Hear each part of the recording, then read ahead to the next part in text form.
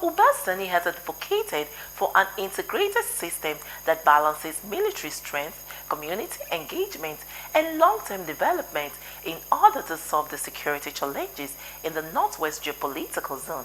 Galaxy's Bosan Yakusak has more details in these reports.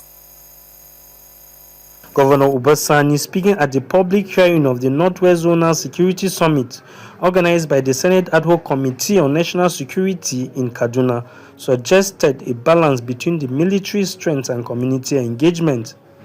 The governor, however, warned that military might alone cannot win the battle because community trust and participation are indispensable in containing insecurity.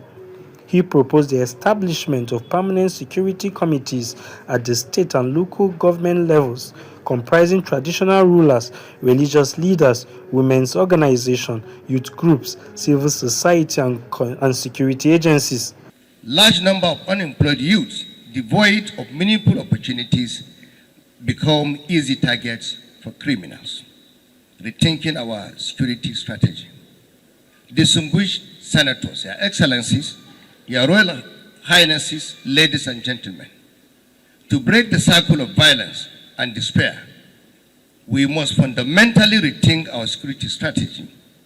The Northwest requires an integrated system that balances military strength, community engagement, and long-term development.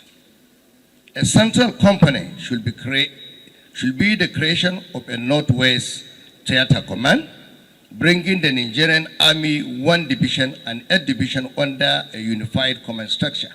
Speaking on the theme, public hearing, building robust regional collaborations to tackle insecurity, pathway for securing the future, the Minister of Defense, Mohammed Badaru, reiterated President Bola Tinubu's commitment to end insecurity in the country.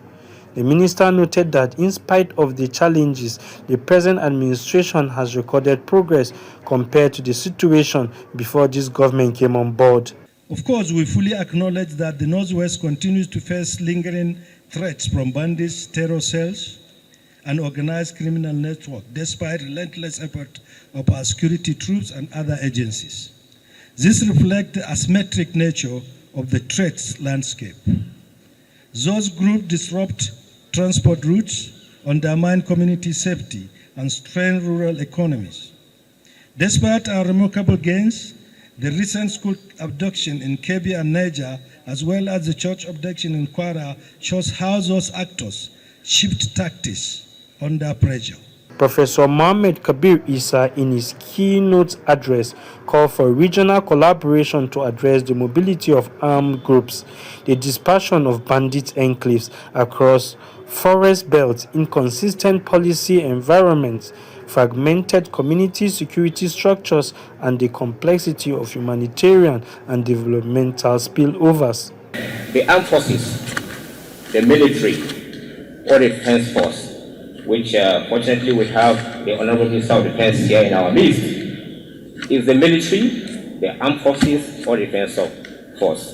That is the three services, the Army, Navy, and Air Force. They are not referred to as security agencies. They are the armed forces, or the military, or the defensive force, depending on the usage, but it connotes one and the same thing. In his welcome address, the chairman organizing committee of the summit, Senator Babangida Hussaini, reminded the summit was convened to bring together stakeholders in the zone to frankly discuss the increasing and alarming rates of insecurity in our zone and the nation at large.